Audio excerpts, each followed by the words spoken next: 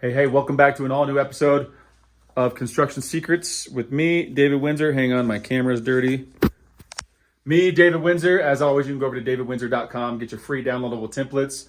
All I ask in exchange is that you like, subscribe, and share this YouTube channel with one of your friends today. One of the things I want to talk to you about today is keeping it simple. People tend to overcomplicate everything in the construction industry, in life, in growing a business, in getting, shedding weight and going on a diet, in your relationships. Everyone tries to overcomplicate everything. If I work out 36 minutes a day doing my weightlifting, and then I stretch for 10 minutes, and then I eat a smoothie, and then I do this and that, I'm going to be healthy. No, that's a lot of shit you got to do to be healthy. And that type of stuff gets you confused. It gets you overwhelmed. It gets you anxious. That's a lot of things to keep together. If I just do these 5 things, I can start my business. I can quit my job. And running a job site, if we just got all these systems in place and we did all the, you got to keep it simple. You got to maintain simplicity. And sometimes simplicity comes down to the simple fact of a pen and paper, a sticky note, a note on a window, on a board. How do you communicate with your subcontractors? Don't make it hard. Take a piece of paper, write on it bedroom 101 and tape it to that wall. And then take the specification plans and tape that on the wall. When you're coming up with your business plan, say, okay, what do I got to do today? If I want to quit my job and become a GC, what do I got to do today to do that? Well, I don't know anything about starting a business. Where should I start? Maybe I Google how to start a business. What's required? Oh, you got to get an LLC. How do you start an LLC? How do you start an LLC in the state of Utah, in the state of Kansas? Oh, you got to do this. Oh, I got to take the GC test. I got to do that. You break it down one layer at a time. You don't make it complicated. One of my favorite sayings is what I believe is from the Navy SEALs, and it's, how do you eat an elephant? One bite at a time. And don't break it down to like, you chop off the legs, you chop off the head, you cut it down to small bite-sized pieces, you take your fork. No, one bite at a time. You just got to take off one chunk at a time of that particular task to understand what needs to be done. So you break it down into simple things of how to start your business, how to lose the weight, how to set up your job sites, how to make more money, how to bid a job, how to blah, blah. And you simply put it down on a list and you check off one item at a time. You don't get overcomplicated. You don't have to do all these things. You don't have to work out, 7 workouts a week, and all those workouts will be complicated. You got to record it. You got to have your calorie intake. You got to do this. That stuff's nice. And if you want to buy a program and you're going to commit to it, great. For me, I know that if I just say I have to go to the gym once a day, I don't say what I have to do. I don't say how long I have to be there. I don't say, how many calories I got to burn. I say I got to show up once a day. So every single day, I just say, have I showed up today? Have I gone to the gym today? Yes or no? It's that simple.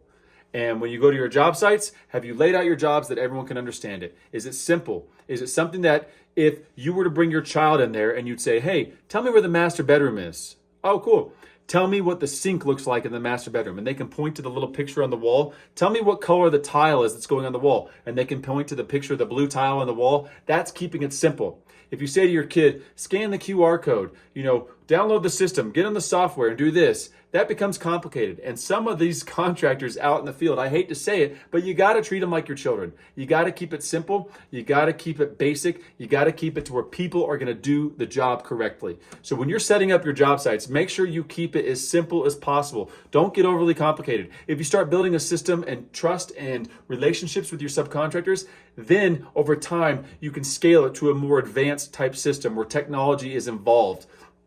And the system is communicating with each other. People are getting text notifications. They're getting to-do lists. They're getting emails. They're getting deadlines, delays. They got to upload documents. That kind of stuff is very beneficial and helpful. But you got to start with a simple system that allows people to keep it simple. Keep it so basic that your child can figure it out. If you were to say to your child, hey, what do I got to do today to work out? They're like, oh man, you got to eat a pound of rice. You got to, eat 2 pounds of pasta. You got to eat 1 calorie of a granola bar, and you got to work out doing this, this, and this. Your kid's not going to be able to do that. If you say to your kid, what do I have to do today? And they look and they say, you have to work out today. You kept it simple. Make sure that your kid can understand and break down this process. And then that way you and other people involved will be able to do it as well. It gets so overly complicated that people don't do it. They get overwhelmed. Don't overwhelm yourself by overcomplicating something. Complexity is the enemy of execution. I'll say that again. Complexity is the enemy of execution.